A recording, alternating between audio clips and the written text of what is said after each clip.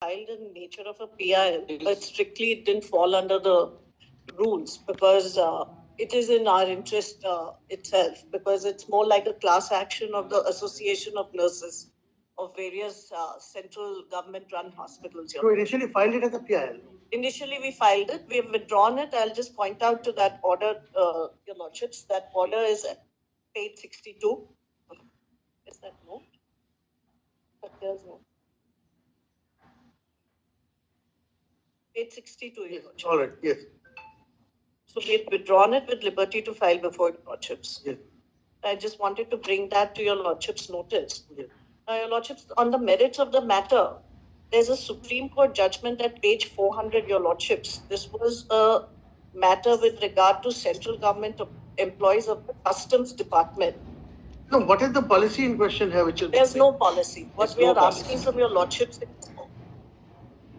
what we are asking is that there should be a spousal transfer policy, especially in hospitals, because these are nurses which have very spousal transfer policy, meaning thereby, if one spouse is posted in one hospital, the other spouse should be given an opportunity to seek a transfer to the same hospital. Like we have in civil servants here. The hospital in question being aims here. aims and JPMIR, these are all central government hospitals, Your Lordships. It's not just limited to aims. But isn't aims governed by its own rules and regulations? Yes, it's under its own statute. So the statute also has conditions of service to be provided, Your Lordships. So in the conditions of service, Your Lordships, we are praying. This is like a Vishaka thing. So assuming one spouse is say posted in Delhi. Yes. And the other one is in some other center. In Tamil Nadu. So DOPT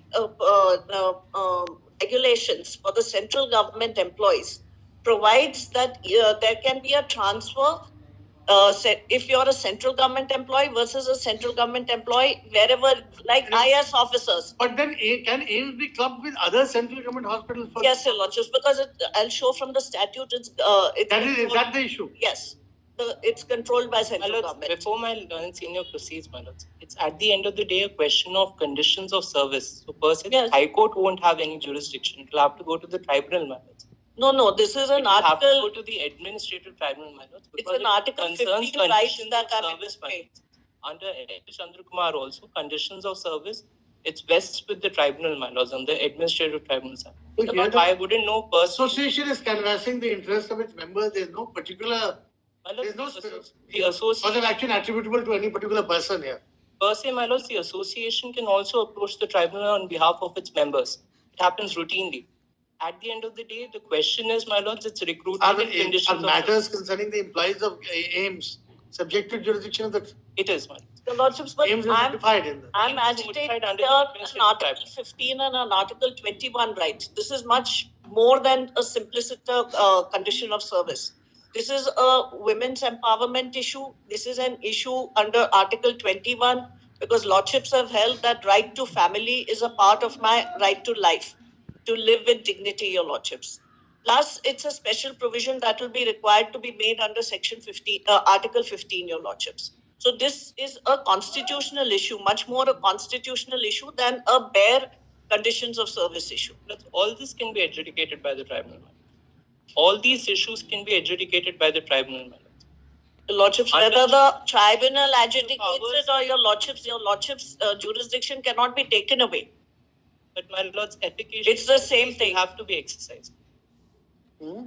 Other alternate efficacious remedies will have to be exercised before powers under 2 to 6 hours. Not efficacious. What is efficacious is the jurisdiction. The only problem with what you're saying is this is not strictly a service matter.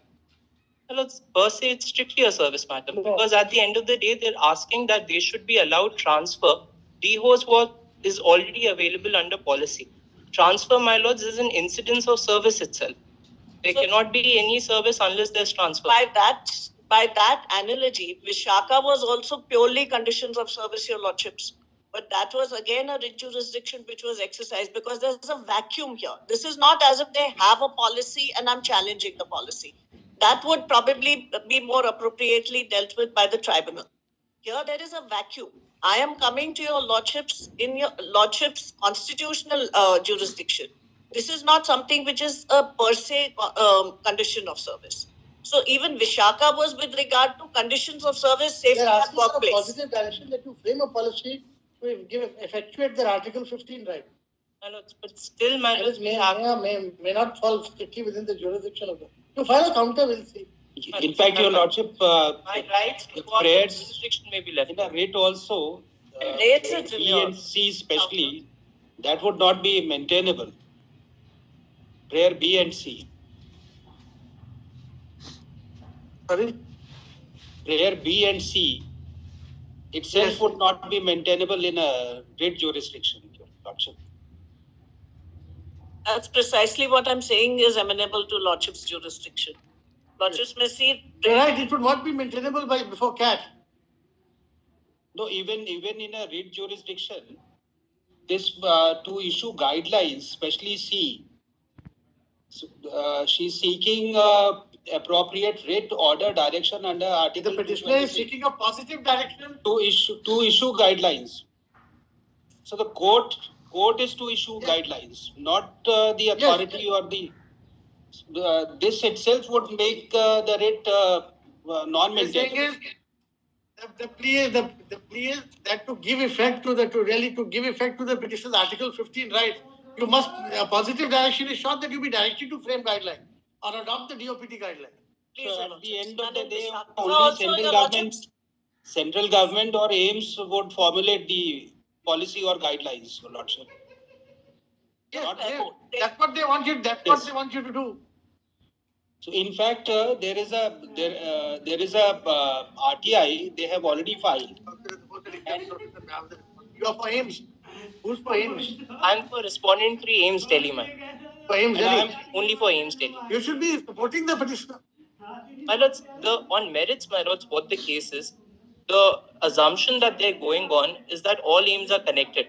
But in reality, my lords, Assumption that they're going on is all aims are connected, my lords. Aims, Rishikesh, Bhubaneswar, all of them are connected. But in reality, each aims is a constituent autonomous body on its own, having distinct cadres, distinct seniority lists. Conditions of service may also be different. In those circumstances, what they're taking analogy is from the All India services. The All India services, my lords, is a common All India cadre.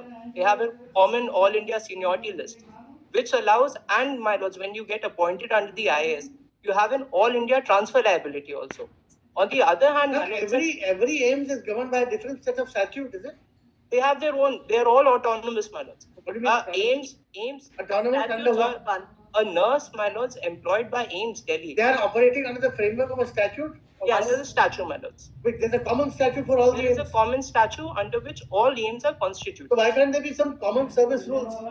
Well, as the common service rules are not there because a nurse appointed in AIIMS New Delhi has no transfer liability that she can be transferred out of AIIMS New Delhi to AIIMS Bhubaneswar. So every aims frames its own service rule. Well, as the service rules may be adopted, but each AIIMS has to adopt its own service. They may be common or similar, but they have to be adopted each by their own respective governing bodies. There's no super body which will undertake the exercise of monitoring. How many staff members are there? How many nursing staffs are there who have their spouses also in?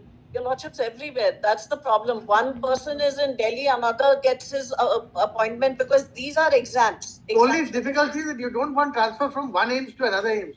You want That is what we are asking because even in central government, what is permissible, and these are also permissible. Assuming you are in aims Delhi. Yes, sir. And your spouse is in Tamil Nadu, Yes, central sir. government hospital. Yes, sir. Yes, your lordships. Then you want that you be transferred Yes, because your to lordships. another central government hospital. Yes, that's what happens to IAS officers. You are Tamil Nadu cadre and your Delhi cadre. Your cadre itself is changed. But that's a common service, no? No. Common but this is also common, comes under the common control. No, I mean, It's common control. It's only for the purposes of administration of the property and the institution regionally. These are like regional centers having autonomy or under the parent act. there's a counter come bills. Yes, Under there's a IAS, parent act. there is a UPSC which undertakes the Under exercise. this- Here, my lord, there's I I more. appear for union. No, normal rate. Yes. And there's a common appeal board for- also, your lordships. Yes. Grateful. Your lordships is September. making returnable in 19 September. Item 36. lordships Exemption is allowed. little earlier than that. When you wanted July and Yes, July and 30th July. yes. very grateful. Item 36. Grateful. Yes. My Lord, in 36, I beg to appear for the petitioner. Yes, we'll raise it for hearing sometime. Yes, Yes, my my lord. lord. And in the The only- meantime, I'll respond to their affidavit also. Which I would affidavit?